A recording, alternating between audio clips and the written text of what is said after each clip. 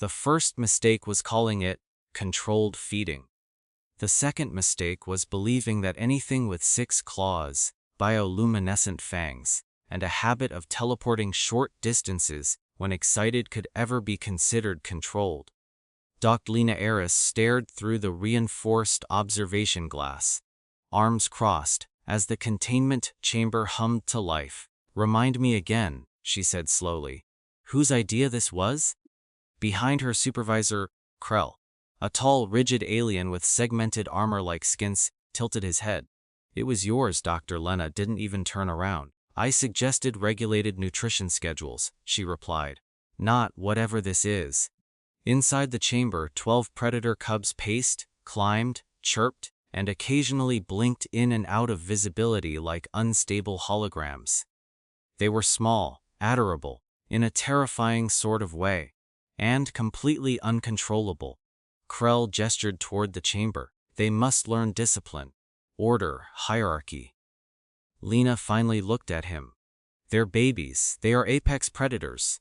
"They're still babies," she repeated. The facility, Outpost Theta 9, was designed to study high-risk alien species, not observe, not admire, control. That was the goal. And these cubs? They were the latest challenge. Recovered from a collapsing star system, their species was unknown, their abilities barely understood. What was understood, however, was simple. Left alone, they caused chaos, unpredictable chaos, which, according to Krell, meant they needed structure, which, according to Lena, was about to go very, very wrong.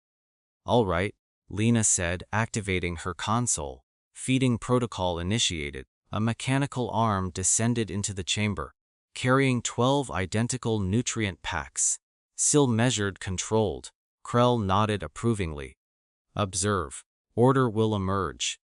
Lena didn't say anything. She just pressed the release button. For exactly 3 seconds. Everything was calm. Then, one cub blinked. Not metaphorically, literally. It vanished from one side of the chamber and reappeared mid-air, snatching a nutrient pack before the arm had even fully retracted. "What?" Lena said. Another cub let out a high-pitched trill. And suddenly 3 more packs disappeared, not eaten. "Where did those go?" One of the junior researchers whispered. The answer came immediately. They reappeared, above everyone else, and dropped. Chaos exploded. Cubs leapt, collided, phased through each other, and somehow managed to occupy the same physical space without exploding the laws of physics. One cub chased its own tail, except its tail wasn't always attached to the same version of itself. Another grabbed a nutrient pack, then split into 2 slightly offset images of itself, both trying to eat the same piece of food. "They're duplicating," someone shouted. "No," Lena said, eyes wide. "They're overlapping timelines." Krell stiffened. "That is not acceptable."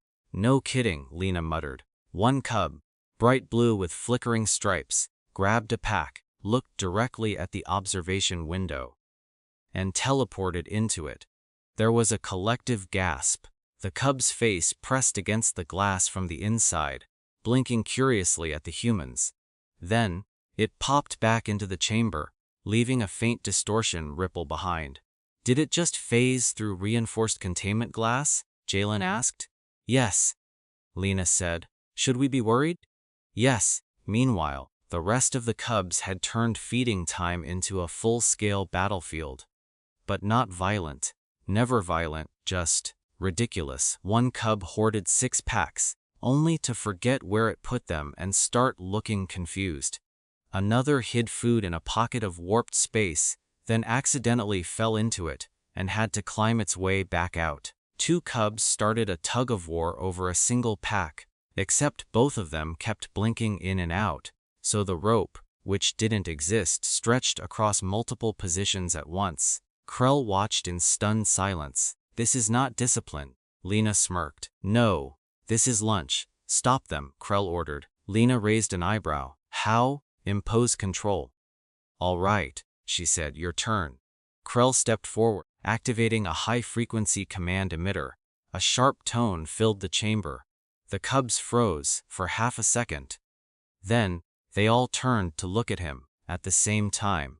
12 pairs of glowing, curious eyes. And then, they chirped. In unison, the emitter shut down, sparks flew. Krell stumbled back. What did they do? Lena couldn't help it. She laughed. They just hacked your control signal. Okay, she said, stepping forward. My turn. Krell crossed his arms. You believe you can do better? No, Lena said honestly. But I know what not to do. She deactivated the mechanical systems. No more arms. No more signals. No more control. Then, she walked into the chamber. Doctor! Someone shouted. Relax, Lena said. If they wanted to hurt us, we'd already be gone. The cubs noticed her immediately. They stopped, watched, waited. Lena crouched slowly. Hey, she said softly. One cub approached, cautious, curious. It sniffed her hand. Then, it handed her a nutrient pack. The entire observation deck went silent. Krell stared. What just occurred? Lena smiled faintly. They shared. One by one, the cubs gathered around her. No chaos. No blinking. No overlapping madness. Just calm.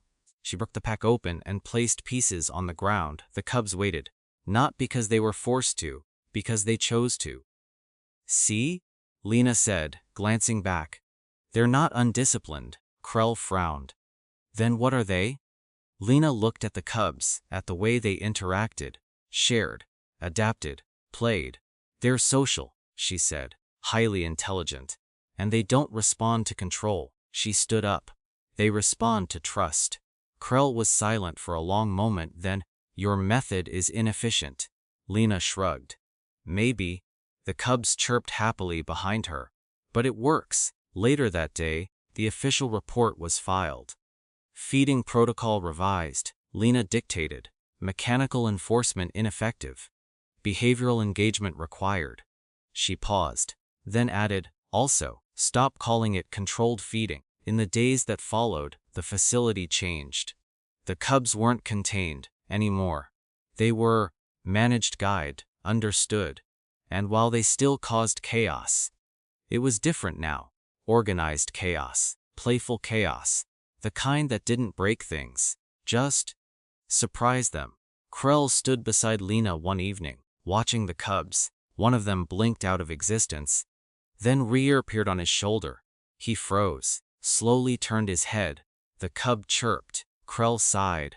This is highly irregular. Lena grinned. Welcome to Mealtime. Because in the end, they hadn't controlled the predator cubs. They hadn't imposed order.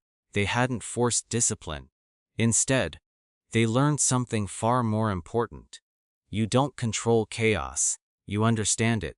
And sometimes, you just let it eat.